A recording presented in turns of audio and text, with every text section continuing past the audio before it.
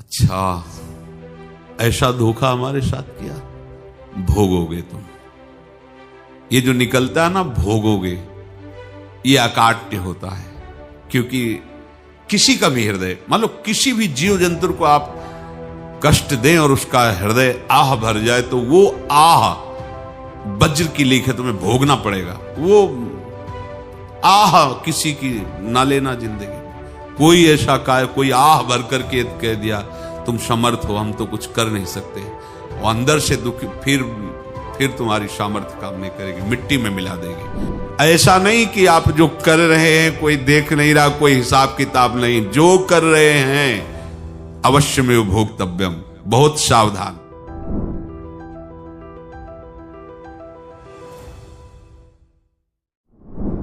जीव स्वयं नित्य निरंतर कर्मों के जाल को रच रहा है और अपने आप को बांध रहा है। आपको मुक्त होना है, बंधना नहीं है। जीव का जन्म कर्मों के अनुबंध से होता है, कर्मों के बंधन से होता है, और उसको अपना ऋण चुकाना होता है। कर्मानुबंध ये बहुत सूक्ष्म विषय है। जैसे आप जिस परिवार में जन्म लिए हैं, तो उस परिवार के लोगों से आपका ऋण है, इसलिए उसी परिवार में आप आए हैं। और ऋणानुबंध, उसको बिना चुकाए या बिना वसूल किए आप वहां से जाएंगे नहीं।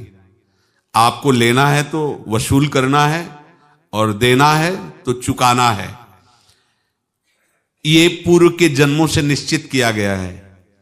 जैसे किसी के यहां पुत्र हुआ, जन्म से ही पैसा खर्चा शुरू हुआ, जो बड़ा हुआ तो उद्दंडता के द्वारा मार पूरे परिवार को क्लेश पर क्लेश देता चला जा रहा है। ये तुम्हारे कर्म का फल है। या ऐसे शक्तिहीन बुद्धिहीन ऐसे पागल पूरे जीवन सेवा करो, तुमसे अपना हिसाब चुकाने के लिए वो आया है। अब परिवार के जो सदस्य जुड़े आके, मतलब पत्नी आते ही पूरी हृदय में आनंद, परिवार में आनंद, और जीवन भर वो आनंद ही सुख देने के लिए उसका जन्म हुआ। वो अपना ऋणानुबंध मुक्त, और आते ही भयंकर क्लेश खड़ा कर दिया, बीच में दीवार और झगड़ा वैसा, फिर अतरे दिन मारपीट शुरू, कलह अशांति, पूरा जीवन नरक हिसाब करने आए। यहां ऋण चुकाए बिना कोई जा नहीं सकता, ऋण चुकाना पड़ेगा। किसी का ऋण वसूल करना है तो किसी को ऋण चुकाना है, दोनों काम करने होते हैं। अनेक जन्मों में अनेक लोगों के साथ हमने जो बर्ताव किए हैं, अच्छे या बुरे, वो होंगे। अब किसी आदमी को हम जानते नहीं, अचानक मिला, अचानक टक्कर लगा और मार पीट गाली गुप्ता सब कर दिया, चुपचाप सह लो। क्यों? ये आपका हिसाब है, पूर्व का हिसाब। हमारा उससे कोई द्वेष नहीं, कोई संकल्प नहीं। अचानक घटना घटी और हमसे द्वेष करने लगा, हमें पीटने लगा, हमें गालियां दे, ये हिसाब है, चुपचाप सह जाओ। अपने घर का भाई ही भारी दुश्मन बन गया और क्लेश दे, हिसाब है। एक प्रभुदत्त ब्रह्मचारी जी की वाणी में पढ़ा था, एक महात्मा जी भ्रमण करते थे, तो उस समय असरफियां चलती थी, मोहरे असरफियां, तो उनको भेंट में देते लोग। तो या तो ठाकुर सेवा में लगे तत्काल, या संत सेवा में तत्काल लगे, उसका संग्रह करके डोलना ये ठीक नहीं है। बैरागी के लिए सिद्धांत में ये ठीक नहीं है। तो जब 2, 4, 6, 8 ऐसे मोहरे हुई, तो उन्होंने विचार किया कि और भ्रमण करके जब काफी मोहरे हो जाएंगी तो प्रयागराज में जब कुंभ पड़ता है, एक बार पूरे सब अखाड़े के संतों को, अलग अलग संप्रदाय सब संतों को बुलाएंगे और सबको पवाएंगे। अब साधु है तो यही विचार करेगा, और क्या विचार करेगा। तो उन्होंने ऐसे डंडा बनवाया, बेंत, जो ऊपर से चूड़ीदार और भीतर पोला, और मोहरे उसमें डालते गए। और भ्रमण, जहां जहां श्रद्धालु भगत थे सबके यहां जाना, और इच्छा रखना कि एक मोहर तो दे दे दक्षिणा में। कामना कोई भी हो वो बांधती ही है, ध्यान रखना। इसीलिए प्रभु जो चाहे वो करे, अपनी चाह नहीं रखनी चाहिए, अपनी चाह प्रभु की चाह में मिला देनी चाहिए। धीरे धीरे वो छड़ी भर गई।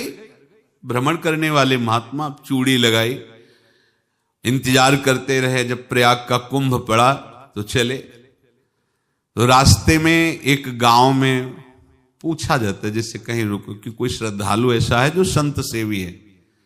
तो कुछ लोगों ने बताया, हाँ एक परिवार है बहुत संत सेवी है और आपको मिलाते हैं उनसे।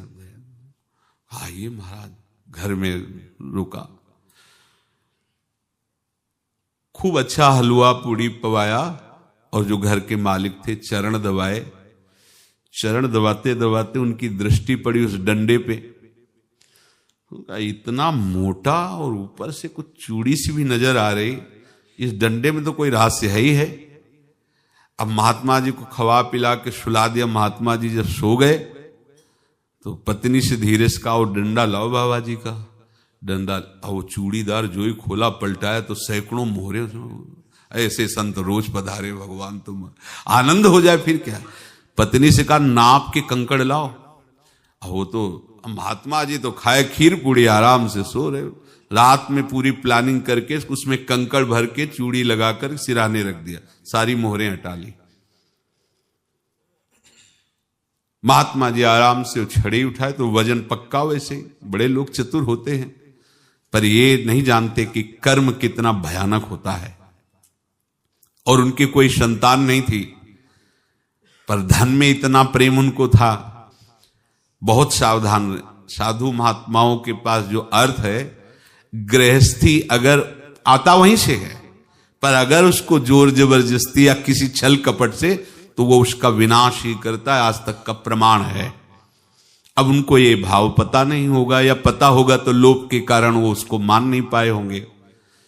महात्मा जी गए प्रयाग में, किसी अखाड़े पर रुके और वहां प्रार्थना की कि कल जो है संपूर्ण अखाड़ों का निमंत्रण किया जाए और सब संतों को भोग पवाया जाए और उनको दक्षिणा भी दी जाए।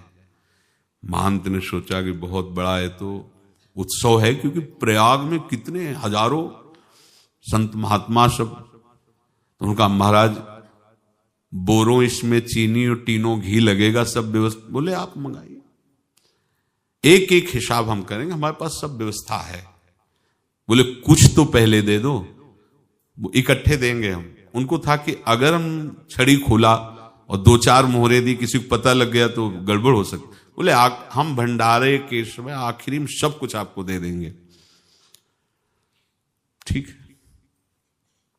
वो अपने पास से पैसे लगाकर खूब जितना सामग्री सब लाए, लाखों की, और सब संतों को निमंत्रण कर दिया। संत जन निमंत्रित हो गए, भंडारा बन रहा है। तब वहां के महंत है और उनका देखो भंडारा भी बन रहा है, संतों को निमंत्रण।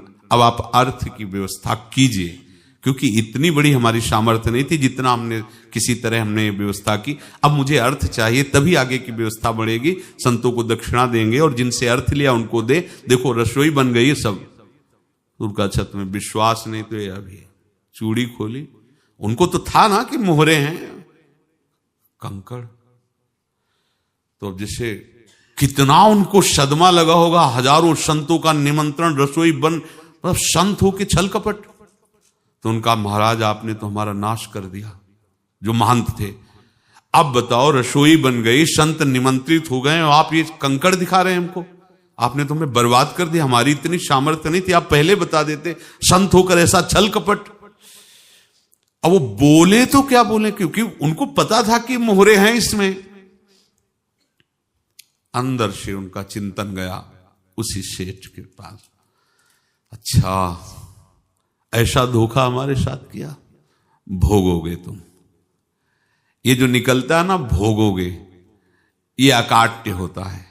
क्योंकि किसी का भी हृदय, मान लो किसी भी जीव जंतु को आप कष्ट दें और उसका हृदय आह भर जाए, तो वो आह वज्र की लेख है, तुम्हें भोगना पड़ेगा। वो देखो भीष्म जी को भोगना पड़ रहा है ना। सांप को ऐसे धनुष की नोक से उठाया और बंबूल के कांटों के ऊपर फेंक दिया, कई दिन तक शेदा हुआ, वो आह भर करके मरा। तो आपको 6 महीने बाणों की सैया पर आह किसी की ना लेना जिंदगी में। कोई ऐसा कोई आह भर करके कह दिया तुम समर्थ हो, हम तो कुछ कर नहीं सकते, और अंदर से दुखी, फिर तुम्हारी सामर्थ्य काम नहीं करेगी, मिट्टी में मिला देगी। फिर ये तो संत थे और भगवत आराधना के लिए, संत आराधना के लिए ही ऐसा किए हुए थे। अब इनका कैसे मुंह दिखाएं, अब क्या करें। सुबह संत जन आएंगे, सबके बीच में हमारी कि देखो इन्होंने, अब क्या करें। गए और संगम में जाके छलांग लगाई, अपने प्राण त्याग दिए। अब उनके तो पास मोहरे थी और व्यापार बढ़ा, और 9-10 महीने बाद ही लड़का हुआ। अब तो उनको कि संत फलीभूत हो गया। देखो व्यापार चल रहा, लड़का नहीं होता था, लड़का भी हो गया, बड़ा आनंद छा रहा है। जब से वो प्रकट हुए और धन की वृद्धि शुरू हो गई, पढ़ाई लिखाई में उनके खर्चा हुआ सब, बस बीमारी शुरू हो गई उनके शरीर में। अब उसमें पैसा जाना शुरू हुआ। इतने आसक्त तो वो दोनों हो गए कि कुछ भी हो, व्यापार ठप, संपत्ति बेचना शुरू। तो उन्होंने कहा कि बेटा मैं क्या कर सकता हूं तुम्हारे लिए। बोले हमारी अंतिम इच्छा है प्रयाग चलो, और जितने प्रयाग में संत महात्मा सबको एक बार भंडारा करवाओ, हमारी इच्छा अंतिम है, क्योंकि अंतिम यही इच्छा थी। तो बोले अब ज्यादा संपत्ति तो नहीं रह गई, तो बोले घर बेच दो, मेरे लिए ही तो है, बेच दो। मुझे लगता मैं बचूंगा नहीं, पर मेरी अंतिम इच्छा पूर्ण कर दो। घर बेच दिया, जेवर बेच दी। वहां गए, जब संत सेवा की तो बोले मुझे संगम तक ले चलो। संगम तक ले गए और बोले समझे तुम चुराए थे और हमने उसको छीना है, कुछ नहीं रह गया तेरे पास कुछ, अब केवल ममता और आसक्ति में जलकर मर और नरक प्राप्त कर। मैं वही महात्मा हूं जिसकी तूने मोहरे ली थी, शरीर छोड़ दिया। महात्मा को जन्म लेना पड़ा और इनको दुर्गति भोगनी पड़ी। ऋणानुबंध होश में, ऐसा नहीं कि आप जो कर रहे हैं कोई देख नहीं रहा, कोई हिसाब किताब नहीं, जो कर रहे हैं अवश्य में भोक्तव्यम, बहुत सावधान। अनेक जन्मों में अनेक लोगों से जो कुछ लिया दिया है, इस लेने देने को मिटा देने के बाद ही तुम मुक्त हो गए। इसीलिए एक उपाय है, लेना न देना मगन रहना। क्या? मालिक को समर्पित हो जाओ, मालिक को अपना माना हुआ समर्पित कर दो, खत्म। अहम त्वाम स्वरूपापेभ्यो मोक्षयिष्यामि, सब खत्म। आगे पीछे लेना देना सब खत्म। एकादश स्कंद में भगवान श्री कृष्णचंद्र जी ने कहा जो मेरे चरणों का आश्रय लेकर भक्त मेरा भक्ति करता है, उसके पितृ ऋण, मातृ ऋण, देव ऋण, ऋषि ऋण, सब ऋणों से मैं मुक्त कर देता हूं। बस यही एक उपाय है जो इसके बंद करने का उपाय भक्तों के लिए है, वो यही है, भगवान की शरण में होकर अपना माना हुआ पूरा भगवान के अर्पित कर दो। अर्पित करने का तात्पर्य उसमें अहम हटा दो। तो दियम वस्तु गोविंदम तुभ्यमेव समर्पये। जिनसे तुमने सेवा करवाई है उनकी सेवा करनी पड़ेगी, जिनसे तुमने जो कुछ लिया है उनको देना पड़ेगा। ये लेने देने का व्यापार जब तक समाप्त नहीं होगा तब तक तुम्हारा जन्म मरण चलता रहेगा। अब आपको यहां समझना है, यदि आपसे किसी ने पैसे लिए बेईमानी करके नहीं दे रहा है तो आप उसको गाली मत दीजिए, आपने बेईमानी की थी इसलिए आपकी बेईमानी हुई है, ले गया, कोई बात नहीं है, बंधन से मुक्त हुए, जो बोझा था चला गया। उसको ऐसा ना देखे कि ये बेईमान हमारे रुपए मार लिए, अब जो कुछ होगा देखेंगे। अगर आप आगे नया कुछ करते हैं तो फिर आगे का हिसाब आपको भोगना पड़ेगा, ध्यान रखना। ऐसा नहीं है कि आपको भोगना नहीं पड़ेगा। एक ही उपाय है कि अब जो शरीर धारण किए इसी में जो भोग ले, आगे ना होना चाहिए। तो क्या करे? सर्वतो भावेन भगवान की शरण ले ले। ये तो सर्वाणि कर्माणि मयि सन्न्यस्य मत्पराहा अनन्ये नैव योगेन माम ध्यायन्तु उपासते तेषाम् अहं समुद्धर्ता मृत्यु संसार से। ये बड़ा कठिन है पार होना, कोई छोटी मोटी बात है। एक महात्मा बाल्यावस्था से भजन करते थे, शालिग्राम भगवान पास रखते थे और उन्हीं की आराधना करके बस पाठ नाम जप और भ्रमण करते थे। यौवन अवस्था थी, गंगा जी के किनारे अपने ठाकुर को विराजमान करके स्नान करने के लिए कपड़ा ही उतार रहे थे कि 90 लोग आ गए, भाला तलवार सब ले, मारो मारो इसको मारो, घेर लिया। तो उन्होंने हाथ जोड़कर कहा हमने क्या अपराध किया, कोई सुन ही नहीं रहा। तो उन्होंने कहा मार तो डालोगे ही आप 90 लोग, हम कोई अस्त्र शस्त्र तो लिए नहीं, एक बार हमें गंगा में डुबकी लगा देने दो और अपने ठाकुर को स्नान करा देने दो, फिर इसके बाद आप मार देना। भगवत इच्छा से वो लोग रुक गए, स्नान किया और अंदर से प्रार्थना की, प्रभु ये क्या लीला है आपकी, आपके सिवा मेरा कोई है नहीं और ये मुझे मारना चाहते हैं। तो भगवान ने जानते हो क्या कहा उनके अंतर में, तुम मेरे में ध्यानस्थ हो करके शरीर को छोड़ो, ये लोग मारेंगे, ये मेरे भजन का फल है कि तुम्हें 90 जन्म नहीं लेना पड़ेगा, एक ही जन्म में 90 मिलके, तुमने 90 हिंसा की थी पूर्व में, तो तुम्हें 90 बार जन्म लेना होता और एक एक करके मारते। ये मेरे भजन का प्रताप है कि एक बार में ही 90 का हिसाब हो जाएगा। तुम आंख मूंदो, मेरे ध्यान में मगन रहो, मेरे प्रताप से तुम्हें कोई चोट नहीं होगी और स्वाभाविक मूर्छावस्था में प्राण तुम्हारे छूट जाए। ऐसा ही हुआ, ऐसा हुआ। तो ये बात समझ लो कि ये जो कर्मानुबंध है, ऋणानुबंध है। आप देखो, अगर शाप महात्माओं ने दिया कि तुम्हारे वंश का इससे विनाश होगा, तो भगवान भी परम धाम जा रहे तो उसी कील से, बाण की नोक में जो मछली लील गई थी छोटा कण, उसी से की नोक बनाई और उसी नोक को प्रहार किया, भगवान के श्री चरण में वही बाण की नोक लगी और भगवान ने स्वीकार किया ना। भगवान का बड़ा लीला विचित्र है। अगर छुप करके उधर रामावतार में बात, तो इधर ऐसे स्वीकार किया है भगवान ने। ऐसा कहीं नहीं दिखाया कि मैं भगवान हूं तो मैं अपने लिए, ऐसा नहीं दिखाया। नारद जी का हित किया पर नारद जी ने शाप दिया तो भगवान ने स्वीकार किया। बंदरों ने ही सहायता की, जैसा बोले थे वैसा। ये लीला इस शरीर में भोगनी पड़ेगी। हाँ, ज्यादा को कम में भुगता देंगे, पर अब अगला शरीर ना मिले, इसके लिए सर्वतो भावेन भगवान के आश्रित हो जाए।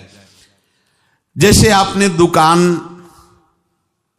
फैला रखी है तो उसमें दो काम होते हैं, लेना और देना। किसी को उधार दिया है तो हमें उससे लेना है, और कोई नगद देकर सामान ले रहा है तो उससे सामान देना है, या उधार लिया है तो हमें उधार देना है। अब अगर दुकान बंद करनी है तो तुम्हें देने वालों पर जोर देना है, लेने वालों पर जोर नहीं। लेने वाला तो जाओ हम क्षमा किया, समर्पित किया, हमारा कोई संबंध नहीं, खत्म हो जाए, वो खुशी हो जाएगा। लेकिन देने वाला तुम अगर दुकान भी उठा दोगे तो जहां भी रहोगे तुम्हारे पास वो आएगा, लाइए हमारा। तो देने पर नजर रखिए, जिसका जिसका हिसाब है वो आपके सामने आता जाए, हटाते जाओ। लेने पर नजर मत रखिए और दुकान फौरन उठा दीजिए, नहीं अगर लेते देते रहे तो चलता रहेगा। आगे चलकर कुछ लेना न देना, मगन रहना बस अपने प्रभु के चिंतन में। अब हम कैसे जाने कि किसको क्या देना है, हमें क्या पता? तो हम पूरा हिसाब जिनको पता है उनको दे देते हैं, समझ रहे हो? उनको पता है क्या लेना है क्या देना है, तो इनके पास पहुंच गए या सरकारी हिसाब से सब बराबर कर देंगे। हमको अपनी जिम्मेवारी इनकी चरणों में समर्पित कर देना है, तभी हम जीवन मुक्त होंगे। ये रहस्य की बात है। प्रभु कह रहे हैं, यस्य सर्वे समारंभाः काम संकल्प वर्जिताः ज्ञानाग्नि दग्ध कर्माणं तमाहु पंडितम बुधाः। जिसके संपूर्ण कर्मों के आरंभ संकल्प और कामना से रहित हैं, तथा जिसके संपूर्ण कर्म ज्ञान रूपी अग्नि से जल गए हैं, उसको ज्ञानी जन भी पंडित कहते हैं, बुद्धिमान कहते हैं। पूज्य श्री भाई जी महाराज कह रहे हैं, जैसे वहां ज्ञानाग्नि से दग्न कह रहे हैं, तो अपने वृंदावन वासियों का प्रेमाग्नि से सब कर्म संस्कार दग्न होते हैं। जिस समय आपके हृदय में भगवत प्रेम का प्रादुर्भाव होगा तो लेश मात्र कभी तुम्हें दुख नहीं भोगना पड़ेगा। प्रेम का प्रादुर्भाव होते ही दुख का नाश हो जाता है, महासुख। जब प्रेम का प्रादुर्भाव होगा तो समस्त पाप भस्म हो जाते हैं, अशांति नष्ट हो जाती है, संसार ज्वाला स्पर्श भी नहीं कर सकती है। जब भगवत प्रेम का प्रादुर्भाव होता है तो हो सकता है उस उपासक के जीवन में दुखों का पहाड़ टूट पड़े, परिवार खिलाफ, शरीर रोगी, अव्यवस्था, बहुत बहुत कुछ, सब कुछ। कह रहे हैं इतना सब होने पर भी उसके हृदय में कोई भी दुख नहीं होता। ऐसा सामर्थ्यशाली भगवत प्रेम है। भगवान के चरणारविंद का जिसके हृदय में प्रेम है, भारी से भारी दुख भी उनको विचलित नहीं कर सकता।